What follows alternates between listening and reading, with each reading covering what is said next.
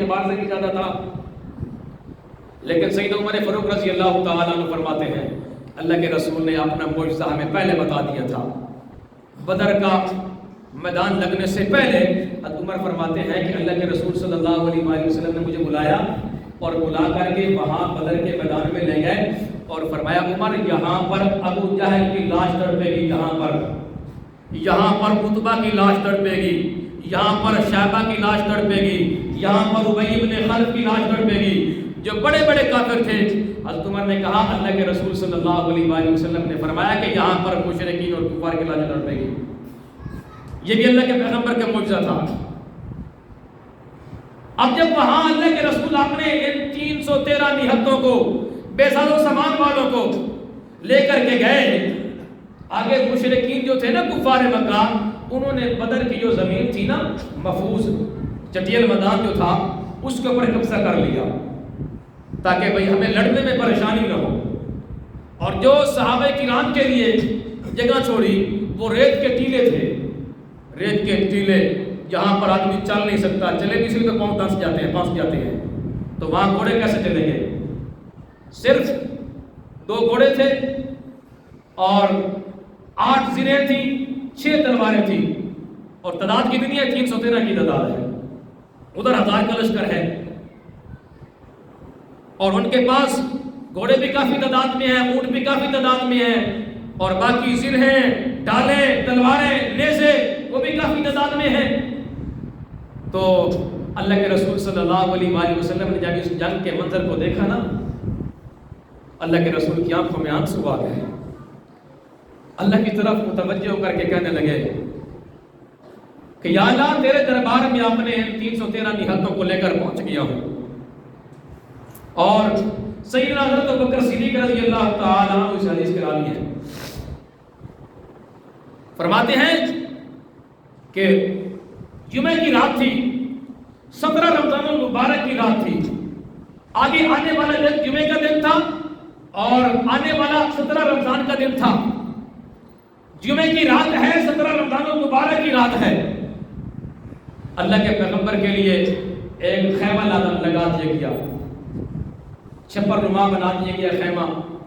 اللہ کے رسول صلی اللہ علیہ وآلہ وسلم نے اس خیمے کے اندر آرام کیا اور صحابہ کرام کی ڈیوٹی لگا دی کہ صحابہ کرام تم پہرا دو تاکہ کوئی مشرک ہمارے قریب نہ پٹک سکے. یہ ایمان کا جذبہ یاد رکھو جو اللہ کے پیغمبر نے اپنی امت کے حوالے کیا ہے. اور اللہ کے رسول صلی اللہ علیہ وآلہ وسلم نے اپنے خیمے میں آ کر کے لمبا سجدہ کیا اور یوں سجدہ کیا اللہ کے حضور یوں گڑ گڑائے. حضرت ابوبکر فرماتے ہیں کہ زمین ریتلی تھی, ریت کے ٹیپے تھے, لیکن اللہ کے رسول جب سجدے سے سر اٹھا رہے تھے تو وہ جو جگہ ریت والی تھی, اگر کہ ریت والی جگہ پر پانی بھی گرایا جائے تو وہ بھی چوس جاتی ہے, پانی چوس جاتی ہے.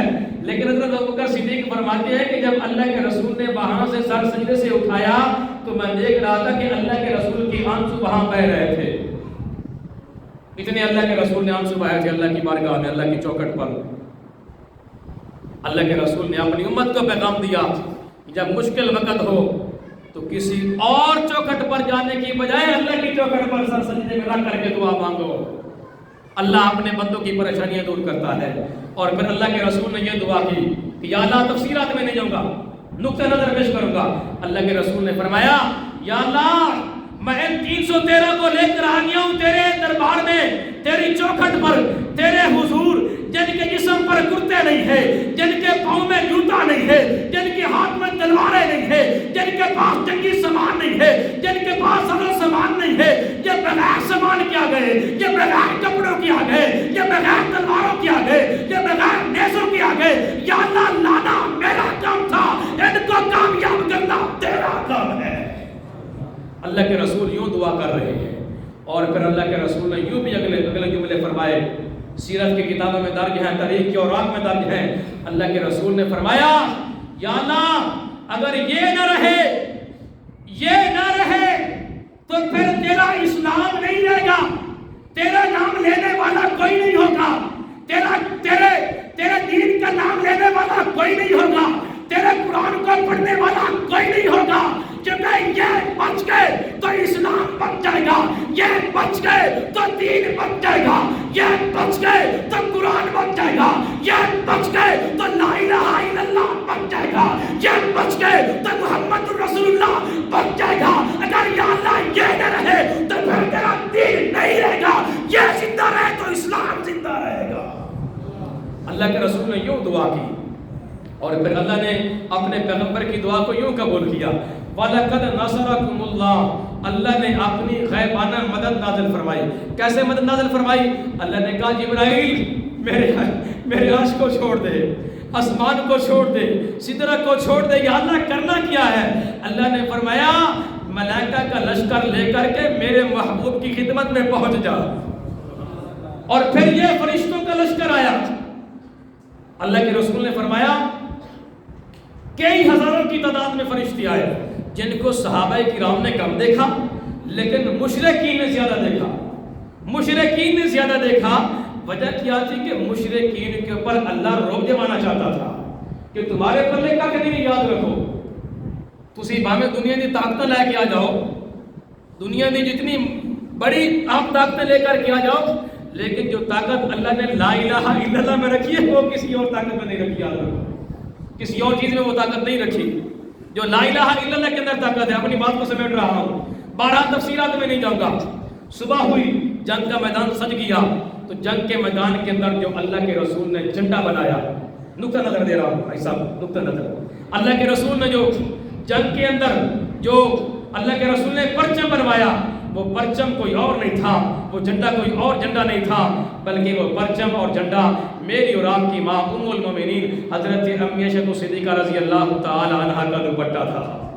اللہ کے رسول نے فرمایا یا اللہ اپنی عزت کا دوپٹہ دے رہا ہوں، اس عزت والے دوپٹے کی لاج رکھنا۔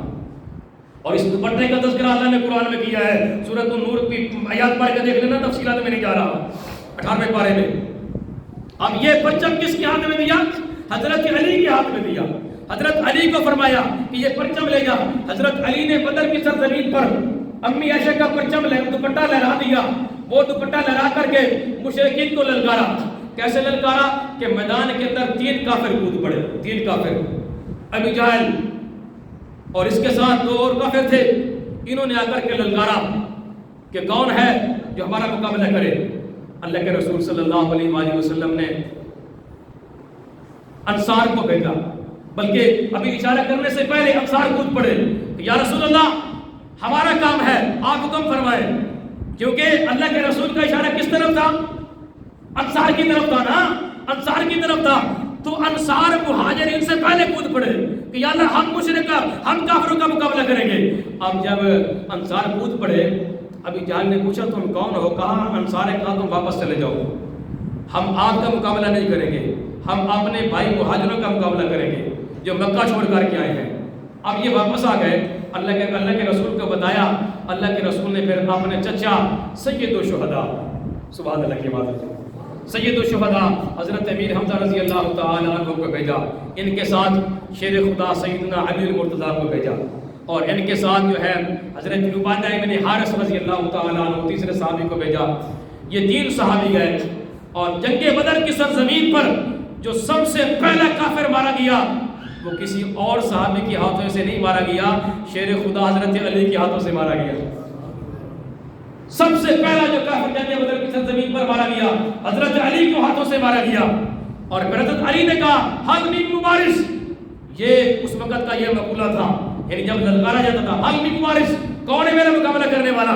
حضرت علی نے پھر مقابلہ کیا اور مشرک کو جہنم رسید کیا، کافر کو جہنم رسید کیا، اور حضرت امیر حمزہ رضی اللہ تعالیٰ عنہ انہوں نے پھر کافر کو گرایا، اور حضرت عبادہ بن حارث یہ زخمی ہو گئے ذرا، اور اسی جنگ بدر کے اندر یہ شہید بھی